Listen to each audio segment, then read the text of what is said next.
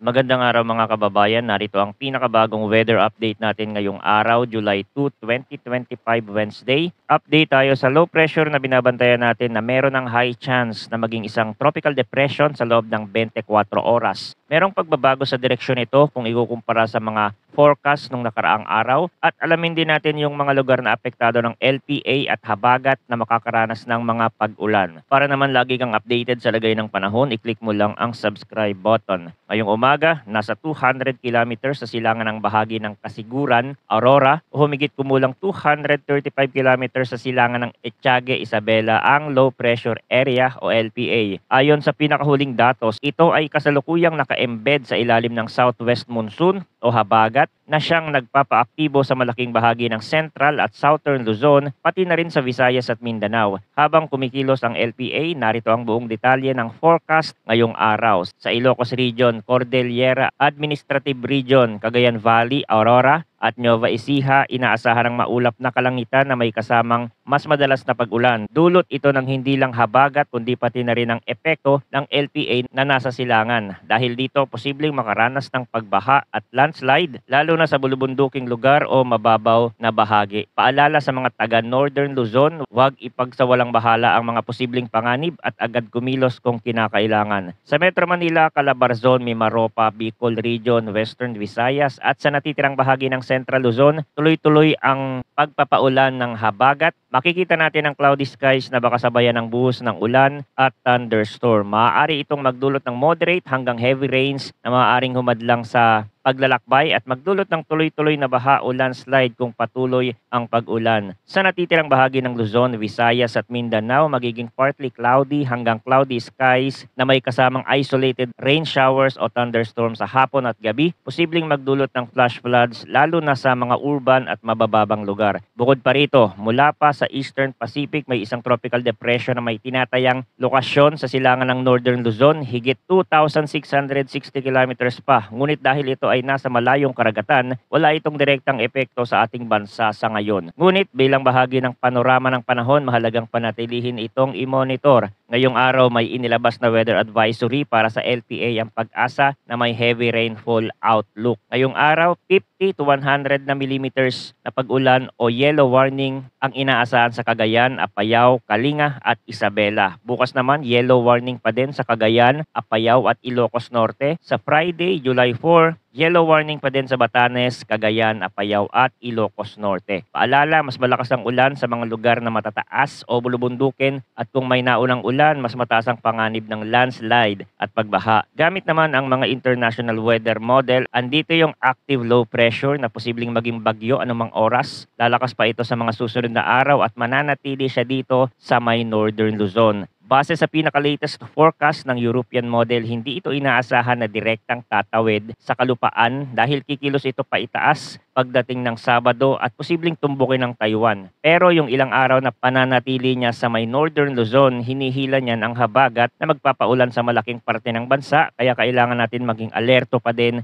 at huwag ipagsawalang bahala. Yung isang bagyo na nasa malayo, hindi nakikita yan na papasok sa Philippine Area of Responsibility, kikilos din yan palayo sa bansa. Ganon din ang ipinapakita ng forecast ng GFS model. Anumang oras pwede na ito maging isang tropical depression at tatawagin ito sa pangalang Bagyong Bising. Gayunpaman, marami pang pwedeng magbago dyan sa mga susunod na araw, kaya't mahalaga ang patuloy na pag-monitor at pag-antabay sa mga susunod na ulat ng panahon dito sa ating channel para sa pinakabagong impormasyon. Maraming salamat sa inyong walang sawang pagtutok. Huwag kalimutang mag-ingat, maghanda at manatiling ligtas ngayong tag-ulan.